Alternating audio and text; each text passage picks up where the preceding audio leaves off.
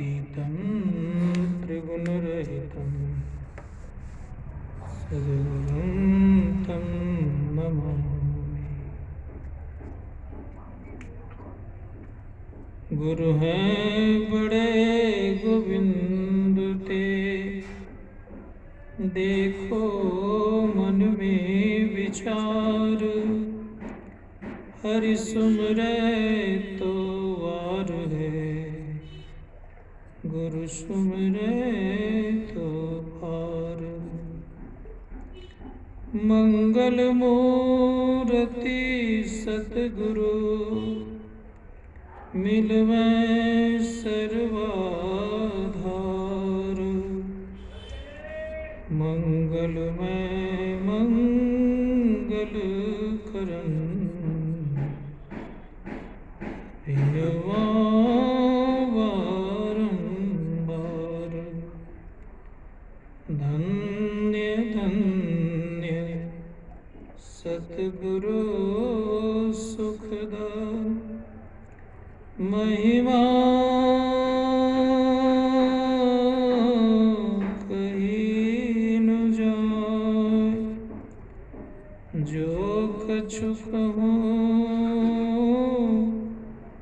तुम्हारी कृपा, मोते कछु न बसाय। बोलिए प्रेम से श्री सद्गुरु। थोड़ी सी आवाज बढ़ाएंगे।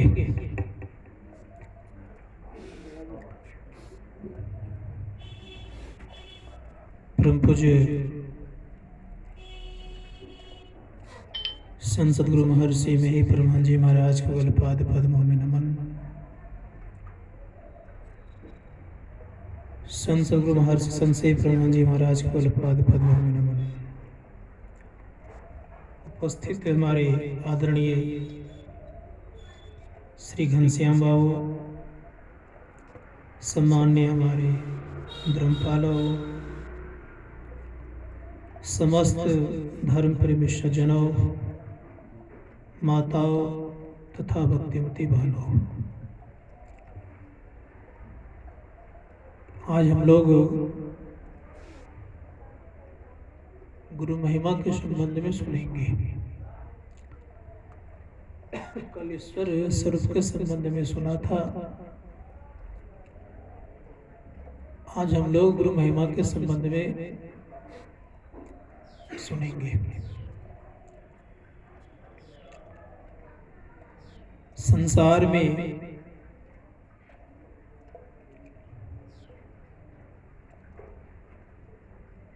भिन्न भिन्न तरह के लोग होते हैं, भिन्न भिन्न विचार भी रखते हैं, लेकिन जो परम तत्व परमात्मा को प्राप्त करते उनका एक विचार होता है। जे पहुँचे ते कही गए, तिनकी एक ही बात, सबय से आने एक मत, सबकी एक ही जात। उनका विचार भी एक होता है और उनकी जाति भी एक हो जाती है। दूसरी बात रही यह, हम लोग भी रोज गाते हैं, अभी भी गाए होंगे थोड़ी देर पहले, पंथाई भावों को हटाकर विचार आ जाए तो सबों का एक ही मत है। सबका मत एक है। किस भाव से करें? पंथाई भावों को हटाकर विचार आ जाए तो। पंथ अलग अलग हो सकता है। कौन सा पंथ अलग अलग होगा? जो संत होते हैं, याद रखिएगा, संत का पंथ एक होता है, रास्ता एक होता है। पंथाई भावों को हटाकर विचार आ जाए तो सबों का मत एक है। पंथ भले किसी ने बना लिया है, कोई शिव के उपासक हैं, उनको साके बोलते हैं, कोई विष्णु को उपासक हैं तो वैष्णव बोलते हैं, कोई गणेश का उपासक हैं, कोई शिव के उपासक हैं, कोई दुर्गा के उपासक हैं, कोई हनुमान के उपासक, कोई सूर्य के उपासक है। ये अलग अलग हो सकता है, लेकिन सबके भीतर जाने का रास्ता एक है, बाहर नहीं है। अर्थात परमपिता परमात्मा तक पहुंचने का रास्ता एक है। इसीलिए संत महात्मा गण कहते, जो इस संसार में आए हैं उनका भिन्न भिन्न विचार हो सकता है, लेकिन जो अंतर मार्गी होंगे उनका मत कितना होगा, विचार कितना होगा, एक होगा। इसीलिए संत महात्मा ने कहा कि दो तरह के पंथ संसार में चल रहे हैं मुख्यतः, एक हठ योगी, दूसरा राजयोगी। हठ योगी क्या करता है, तो नीचे से प्रारंभ करता है क्रिया, अर्थात मूलाधार से शुरू करता है वो, और ज्यादा से ज्यादा वो हठ योगी सहस्रदल कमल तक जाता है, अर्थात आज्ञा चक्र से थोड़ा सा आगे, छठे चक्र से थोड़ा सा आगे एक स्टेज का वहां तक जाता है। उसके बाद उस हठ योगी को भी राजयोग में आना पड़ता है। तो मैं कहा कि दो तरह के विचार होते हैं, एक हठ योगी और दूसरे राजयोगी। राजयोगी क्या करता है, तो डायरेक्ट आज्ञा चक्र से क्रिया प्रारंभ करते हैं। जैसे हम आज्ञा चक्र से प्रारंभ करते हैं, इसमें शरीर में कष्ट देने की आवश्यकता नहीं है। हम लोग को गुरु महाराज ने बताया है कि आराम से रहो, सुख पूर्वक रहो, सुख पूर्वक रह करके बड़े अच्छे ढंग से साधन भजन करो, सब काम करो, घर में रहो, घर में रह करके सब काम करो और ख्याल रखो केवल परमात्मा पर, अंतर्मार्गी बन करके रहो। तो ये जो मार्ग है, इस मार्ग को बनाने वाला सुखदेव मुनि हुए, सुख मुनि हुए, सुखदेव ने सुख मुनि हुए, और हठ योग को बनाने वाला वाम मुनि हुए। धर्मशास्त्रकार कहते हैं कि दोनों का एक समय एक ही रास्ता हो जाता है। लगता है कि ये अलग अलग हैं, लेकिन कुछ दूर तक अलग है, बाकी रास्ता एक हो जाता है। लेकिन एक बात ख्याल रखेंगे, संत कबीर साहब कहते हैं, जल परमाने माछरी, कुल परमाने बुद्धि, जिसको जैसा गुरु मिला उसकी वैसी शुद्धि। छोटे छोटे तालाब को देखेंगे, उसमें जो मछली होगी छोटी छोटी होगी, नदी की मछली थोड़ी सी बड़ी होगी, वही मछली अगर समुद्र में है तो बहुत बड़ी होती है। का जल प्रमाण के आधार पर मछली बड़ी और छोटी हो सकती है, कुल प्रमाण के आधार पर बुद्धि किसी की अधिक किसी की कम हो सकती है। गुरु के आधार पर जिनको जैसा गुरु मिला उनका वैसा ही शुद्धि होता है, अर्थात उनके जीवन में उतना ही ऊंचाई होता है। धर्मशास्त्रकार कहते गुरु कैसा होना चाहिए। संत शिरोमणि गोस्वामी तुलसीदास जी महाराज कहते हैं, गुरु सब कोई नहीं होते। गुरु कौन होते हैं, तो संत कबीर साहब भी कहते हैं और गोस्वामी जी महाराज भी कह रहे हैं। गोस्वामी जी महाराज कह रहे हैं, ज्ञान कहे अज्ञान बिनु, तम बिनु कहे प्रकाश, निर्गुण कहे जो सगुण बिनु सो गुरु तुलसीदास। ज्ञान की बातों से ऊपर उठ, अज्ञानता की बातों से ऊपर उठ करके ज्ञान की बातों को कहे, वो प्रपंच में नहीं पड़े। जो गुरु प्रपंच में पड़ा रहता है, समझिएगा उनकी गुरुआई ठीक नहीं है। जो गुरु संसार के केवल कामों को बताते रहता है, अपना आत्म कल्याण का ज्ञान नहीं देता, तो समझिएगा इनको छोड़ने में भलाई है। संत कबीर साहब कहते हैं कि जिनको केवल संसार का रास्ता ही पता है, संसार के संबंधों को केवल ठीक ठाक रखने का काम करते हैं, अंतर मार्ग नहीं बताते हैं, तो कबीर साहब कहते हैं कि ऐसे को छोड़ देना चाहिए। उदाहरण रूप में बड़े सुंदर शब्दों का प्रयोग उन्होंने किया है। झूठे गुरु के पक्ष को तजत न कीजिए वार, द्वार न पावे शब्द का भटके बारंबार। संत कबीर साहब कहते हैं कि उन व्यक्तियों को द्वार नहीं मिलता। किसका? द्वार न पावे शब्द का भटके बारंबार। शब्द का द्वार अगर बताने वाला नहीं हो तो कहा इनको छोड़ देना चाहिए। शब्द मार्गी गुरु ना होवे तो झूठी गुरुआई नहीं। अगर शब्द मार्गी नहीं है तो उसकी गुरुआई कैसी है? झूठी है। तो शब्द मार्गी गुरु होना चाहिए। धर्मशास्त्रकार कहते हैं कि गुरु क्या करते हैं? तो ब्रह्मोपनिषद में कहा गया है कि गुरु की कृपा से हम उस परम तत्व को जान सकते। इसलिए कहा दुर्लभो विषय त्यागो दुर्लभम तत्दर्शनम दुर्लभा सहजावस्था सदगुरु करुणाम बिना।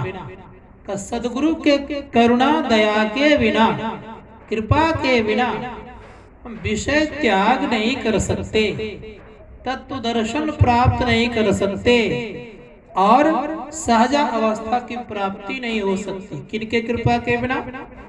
गुरु की कृपा के बिना। गुरु की कृपा अगर हो जाए तो सहज में आप प्राप्त कर सकते हैं।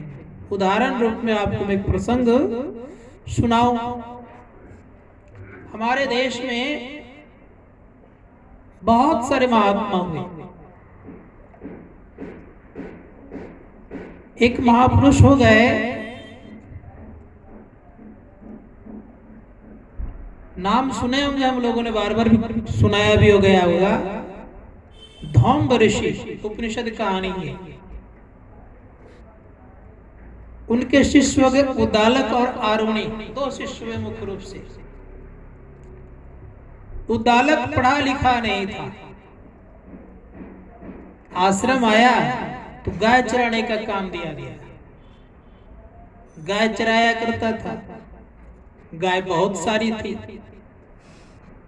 गाय चराते थे बेचारे, भोजन करते थे, जीवन यापन चलता था। लेकिन शिष्यों ने कहना प्रारंभ किया, कई तो केवल गाय चराता और तो कुछ करता नहीं है, इसको क्या ज्ञान होगा। गुरु के मन में इच्छा हुई कि परीक्षा लेनी चाहिए। परीक्षा लेने के ख्याल से पूछते हैं एक दिन कि उद्दालक, क्या खाते पीते में हिष्ट पुष्ट रहते हो? कहा गुरुदेव, सुबह तो गाय लेकर के मैं चला जाता हूँ, आश्रम आने का तो मौका मिलता नहीं है, तो आस पास जो गांव है उससे भिक्षा मांग लेता हूँ, खा लेता हूँ, गाय चराते रहता हूँ। कहा अरे, आश्रम में बिना दिए खा लेते हो? कहा गुरुदेव का ऐसा नहीं करना, भिक्षा मांग करके आओ तो आश्रम में पहले दो तब खाना। कहा ठीक है गुरुदेव, स्वीकार है। अब वो आश्रम में दे, आश्रम से कुछ नहीं दे, तो दिमाग लगाया दोबारा मांग लेते हैं। गुरुजी ने पूछा अब क्या खाते अपने हिष्ट रहते हो जी?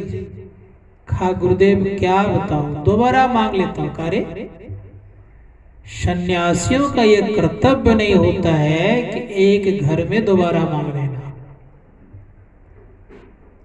ऐसा मत करना। कहा नहीं करूंगा। अब सोचने लग गया कि अब क्या करूं, गुरुजी तो मना कर दिए दोबारा मांगने से, आश्रम से कुछ मिलता नहीं। आज हम लोग कभी कभी आश्रम जाते हैं तो कहते हैं आश्रम ने क्या दिया है मुझे, आश्रम से क्या सुविधा मिली हमको। लेकिन गुरु घर में सुविधा की आवश्यकता नहीं होती है, वहां ज्ञान की आवश्यकता होती है। ज्ञान लेना चाहिए वहां जाकर के, किसी तरह रहकर ज्ञान ले लीजिए, चाहे फर्श पर ही क्यों न सोना पड़ जाए, लेकिन ज्ञान अवश्य लेना चाहिए। वहां के रज रज में अर्थात कण कण में उनका ज्ञान समाया रहता है, इसलिए उसका महत्व हुआ करता है। तो उद्दालक को कुछ दे नहीं, सोचने लग गया कि अच्छा जंगल में फल है तब होता है, फल खा करके रहता हूं। फल खा करके बेचारे रहने लग गए। कुछ दिन के बाद पूछते हैं कि उद्दालक क्या खाते पीते इतना हृष्ट पुष्ट रहते हो। कहा गुरुदेव आप तो भोजन से मना कर दिए, अब फल खा करके रहता हूं। कहा क्या फल तोड़ते हो। कहा गुरुदेव वृक्ष से फल तोड़ लेता हूं, कुछ गिरा रहता उसको भी खा लेता हूं। सन्यासियों को अपने हाथ से तोड़ करके फल नहीं खाना चाहिए। अब तो मना कर दिया, अब क्या करे बेचारे, तो उठा उठा के कुछ इकट्ठा करे, गिर जाए फल। तो कहा कि देखो अधिक करुणा वृक्ष से नहीं लेना चाहिए, फल भी खाना मना हो गया बेचारे का। अब सोचेंगे भूखे तो रह नहीं पाऊंगा तो क्या करूं। सोचा कि बहुत सारी गाय है, दूध देने वाली गाय है, क्यों नहीं दूध पीकर आ जाए। तो दूध पी करके रहने लग गए। कुछ दिन के बाद पूछते हैं कि क्या खाते पीते हो उद्दालक, जितना हृष्ट पुष्ट लगते हो। कहा गुरुदेव दूध पी करके रहता हूं। जैसे का दूध पी के रहता हूं तो कार्य आश्रम का गाय है, दूध आश्रम के लिए है, बछड़ा के लिए है। तुम्हें आश्रम से दे तो खाना, नहीं दे तो मत खाना। तो दूध पीना बंद हो गया उनका। एक दिमाग और लगाया उसने, कहा दूध पीने न मना किया है गुरुदेव ने, बछड़े के मुंह में जो फेन होता है उसको पीना मना नहीं किया है। उसको पोंछ पोंछ करके एक बर्तन में रखते थे, बहुत सारे गाय थे, बहुत सारा बछड़ा था, तो कुछ ज्यादा हो जाता तो उसी को पीकर रहने लग गए। कुछ दिन के बाद पूछते हैं उद्दालक से कि क्या खाते अपना स्पुष्ट रहते हो जी। कहा गुरुदेव दूध पीना तो मना है, तो बछड़े के मुंह में जो फेन होता है दूध पीने पर, उसी को पोंछ पोंछ के रखता हूं एक पात्र में। वो ज्यादा हो जाता दूध में परिणत हो जाता है, उसी को पी के रह जाता हूं। तो उद्दालक को धम्म ऋषि कहते हैं तुम्हारे ऊपर बछड़ा ने विशेष कृपा कर दिया, इसलिए ज्यादा मुंह फेन उगा लेता है, बछड़े की विशेष कृपा नहीं लेना। अब पड़ गए फिर में, अब क्या किया जाए। एक दिमाग और लगाया, जहां पर गाय दुहा जाता है तो मिट्टी का कुछ अंश था, तो दूहने वाला कुछ न कुछ दूध नीचे गिराते हैं। तो बहुत सारी जब गाय दुही जाती है तो परिणाम ये होता है गिराया गया तो जम जाता था मिट्टी का स्थान, तो उसी को उठा उठा के रखते तो उसी को खाते थे। अब क्या खाते पीते ना हृष्ट पुष्ट लगते हो जी। खा गुरुदेव दूध जो नीचे गिराता है ना, उसमें जो एक जम जाता है मिट्टी में दूध, उसी को उठा उठा खा लेता हूं। अरे वो तो धरती को अर्पण किया गया है, धरती का अर्पण किया हुआ चीज कहीं उठा खाता है जी। किसी को अर्पण किया हुआ चीज नहीं खाना चाहिए। अब धम्म ऋषि के इतने कहने पर सब कुछ उनका छूट गया, लेकिन काम नहीं छोड़ा उसने, गाय चराते रहा।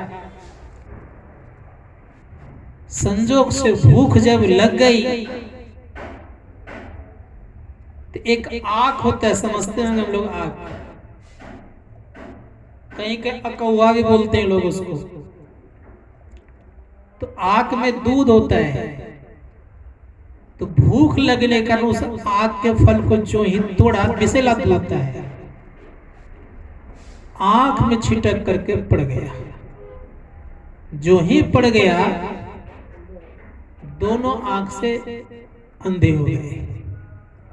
गाय चरा रहा था बेचारा, चलते चलते संजोग से ये हो गया कि एक बहुत बड़ा कुआं था, पानी नहीं था, उसी में जाकर वो गिर गया। संध्या हो गई, सब गाय आश्रम चली गई, अब बेचारे कुआं पड़ा हुआ है। महर्षि धौम्य के मन में होता है सारी गाय तो आ गई, सबके सब गाय तो आ गई, धौम्य के कहने पर मन में हो रहा है कि उद्दालक नहीं आया। और शिष्यगण कहने लगे, गुरुदेव आपने इतनी परीक्षा उसकी ली ना कि घर भाग गया होगा, वो भोजन मिलता तो क्या करेगा वो। लेकिन गुरु को पूरा पूरा अपने शिष्य पर भरोसा और विश्वास था। कहा देखो जी, उद्दालक भाग नहीं सकता है, अवश्य यही कहीं कहीं कहीं न कहीं होगा। मसाल लिया, चला खोजने के लिए। जब खोजने के लिए चला, आवाज दिया, कहाँ उद्दालक? तो कुएं से आवाज आती है, गुरुदेव मैं कुआं में गिर गया। जब कुआं के नजदीक पहुंचते हैं तो महर्षि धौम्य कहते, बेटा तुम्हारी स्थिति कैसे हो गई, कैसे कुआं में गिर गया? कहा गुरुदेव बहुत जोरों की भूख लगी, भूख के कारण मैं आग के फल को तोड़ने लग गया, उसी का दूध छिटक के आंख पड़ गया, आंख से लाचार हो गया गुरुदेव। का घबराओ नहीं, तुम्हारी व्यवस्था करता हूं। अब क्या किए, अश्विनी कुमार को आवाहन किए। अश्विनी कुमार अर्थात देवताओं के वैद्य वे आए, दोनों आंख को दिलवाए, और उन्होंने क्या किया था, स्वर्ग से एक पुआ बना करके ले आया था परीक्षा लेने के लिए। खा देखो ये पुआ खा लो, तुम्हारा सदा के लिए भूख खत्म हो जाएगी। लेकिन कहा देखिए, बिना गुरु को अर्पण किए मैं खा नहीं सकता। करे गुरु के चक्कर में क्यों पड़े हुए हो? गुरु के चक्कर में पड़ गए, देखो तुम्हारी आंख की हालत क्या हो गई। तो उद्दालक कहता है कि अगर गुरु ने नहीं बुलाए होते तो आप आते। तो अश्विनी कुमार चुप हो गए, फिर पुआ भी नहीं लिया, ऊपर हुआ। महर्षि धौम्य ने अपने सीने से लगाया, किसको? उद्दालक को।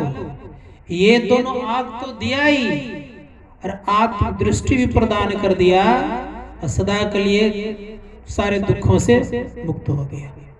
तो गुरु कृपा अगर हो जाए तो समझिएगा कि बहुत जल्दी आप प्राप्त कर सकते हैं। इसीलिए गुरु महाराज कहते हैं, बिना गुरु की कृपा पाए नहीं जीवन उधार है।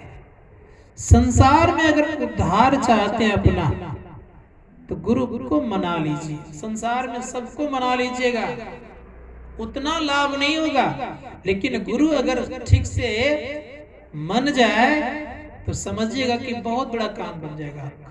इसलिए कहा दुर्लभो विषय त्यागो, दुर्लभम तत्व दर्शनम, दुर्लभा सहजावस्था।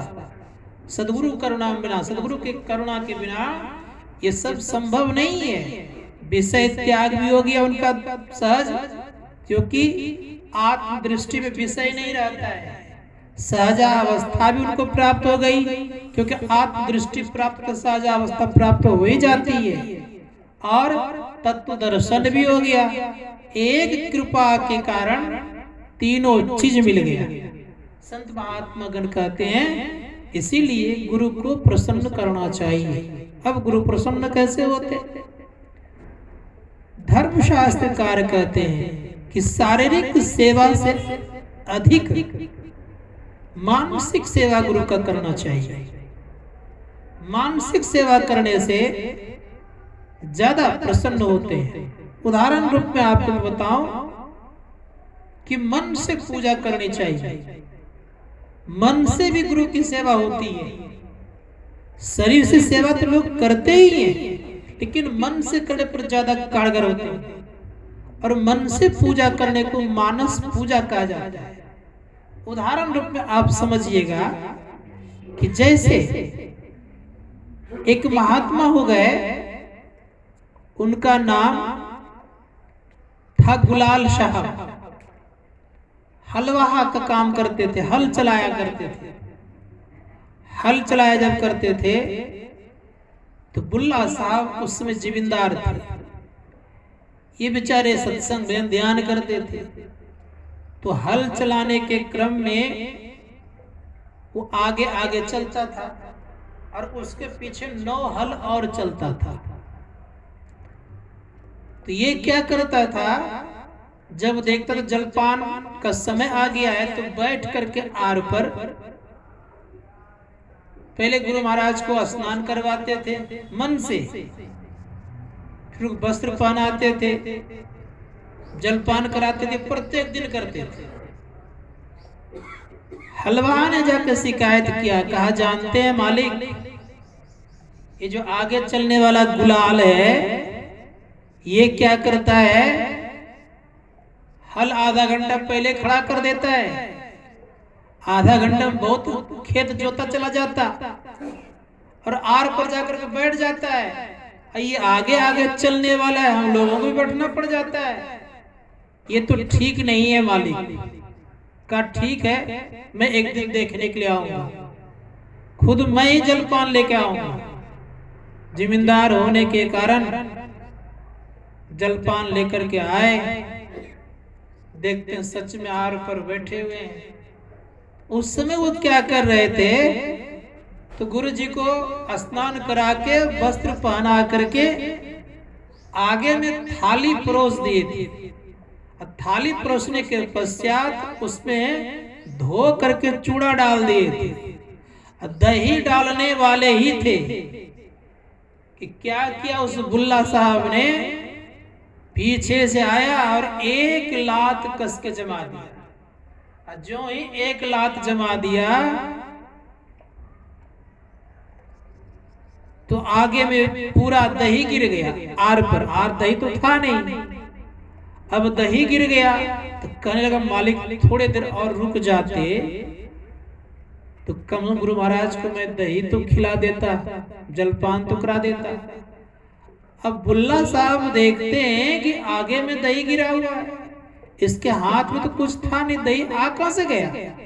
का क्या कर रहा था, कहा मैं अपने गुरु महाराज को जलपान करा रहा था। का आज से अब कभी भी तुम हल नहीं चलाएगा, मेरे घर पर रहो, वहीं पूजा पाठ करना, इस क्रिया को तुम मुझे बता दो। तो बुल्ला साहब, अर्थात बुल्ला पहले नाम था, दीक्षा लिया, साधन भजन किया, फिर बुल्ला साहब बन गए। तो मैं कहना यह चाह रहा था कि जीवन में याद रखेंगे हम लोग कि मानसिक पूजा करने से बहुत लाभ होता है। ठीक ठीक मानस पूजा अगर बन जाए, ठीक ठीक गुरु मूर्ति के अंदर में अगर उगा लिया जाए, तो चरणदास जी महाराज कहते हैं गुरु कल्प वृक्ष होते हैं। कल्प वृक्ष गुरुदेव मनोरथ सब सरय, काम धेनु गुरुदेव क्षुधा तृष्णा हरे। गुरु जो होते हैं कल्प वृक्ष होते हैं और कामधेनु होते हैं। संत महात्मा गण कहते हैं कल्प वृक्ष के पास जाएंगे आप, जो भी कल्पना करेंगे उसकी पूर्ति होगी। लेकिन कब पूर्ति होगी, कल्प वृक्ष होगा तब तो, अर्थात मन में गुरु का मूर्ति का दर्शन हो जाए तब तो। जब तक दर्शन नहीं होगा तब तक हर एक मनोरथ पूरे होंगे, सो बात नहीं है। लेकिन गुरु में एक खासियत और है, क्या है, सब काम तो पूरे करेंगे लेकिन नेगेटिव चीजें गुरु पूरे नहीं करेंगे। जो साकार चीज होता है, जो आपके पॉजिटिव चीज होता है उसी को पूरे करते हैं। लेकिन सच्चे संत सदगुरु हर हमेशा जानते हैं कि बालक को क्या चाहिए, वही चीज देते हैं। जैसे माँ जानती है कि बच्चे को क्या चाहिए, अगर बच्चे कुछ और चीज मांग लेता है तो माँ दे नहीं पाती है, नहीं देती है। उसी प्रकार से संत सदगुरु जो होते हैं नहीं देते हैं सब कुछ। क्या नहीं देते हैं? जैसे आपके मन में कुभाव उत्पन्न हो जाए और इसकी इच्छा अगर करेंगे आप तो संत सदगुरु नहीं देंगे आपको। इसे धर्मशास्त्रकार कहते हैं कि सच्चे चीज ही सदगुरु देने का काम करते हैं। तो मैं कह रहा था कि गुरु जो होते हैं वो कल्प वृक्ष होते हैं। कल्प वृक्ष तो सब कुछ देता है, अच्छा बुरा सब, लेकिन सदगुरु जो होते हैं वो केवल अच्छा चीज ही देता है आपके जीवन में। इसलिए हम लोग को दीक्षा देने के वक्त में कहा गया था कि अगर तुम्हारे अंदर में अनुभूति हो तो किसी को मत गाना और बुरे चीजों में खर्च मत करना, किसी को श्राप नहीं देना और किसी को दुआ नहीं देना, अर्थात आशीर्वाद नहीं देना, क्योंकि तुम्हारी शक्ति चली जाएगी। इसे धर्मशास्त्रकार कहते हैं इससे बचना चाहिए। जब तक उस तत्व को प्राप्त नहीं कर लें तब तक अपने को छिपा छिपा के रखना चाहिए। धर्मशास्त्रकार कहते हैं जो छिपाता है उन्हीं का बनता है। उदाहरण रूप में आप देख लीजिए, धनवान व्यक्ति कभी कहता है कि मेरे पास इतना धन है, लोग अनुमान लगा लेते हैं इसके पास इतना धन है, लेकिन कभी कहता वो नहीं है कि मेरे पास इतना धन है। उसी प्रकार जो साधना में धनी है वो नहीं कहता है मेरे पास इतना धन है। कब कहता है? जैसे अनार को हम देखते हैं, जब अनार पूर्णपन से पक जाता है तो वृक्ष में ही फट जाता है। देखिए कभी कभी पूरा पूरा पका हुआ अनार अपने आप वृक्ष में फट जाता है। ठीक उसी प्रकार से याद रखिएगा, जब साधना की पूर्णता हो जाएगी आपके जीवन में तो अपने आप आपकी खुशबू बिखरने लगेगी। भगवान बुद्ध ने इसी बात को बड़े सुंदर शब्दों में कहा है। भगवान बुद्ध से पूछा कि भंते एक बात बताने की कृपा करेंगे, कौन सी संसार में खुशबू है जो कि हवा के प्रतिकूल दिशा की तरफ चलती है? भगवान बुद्ध ने कहा कि साधना की खुशबू ऐसी है कि हवा के प्रतिकूल दिशा की तरफ चलती है, और बाकी कोई भी खुशबू संसार में हवा के अनुकूल दिशा की तरफ चलती है। एक साधना खुशबू ऐसी है कि प्रतिकूल दिशा की तरफ चलती है। इसीलिए धर्मशास्त्रकार कहते हैं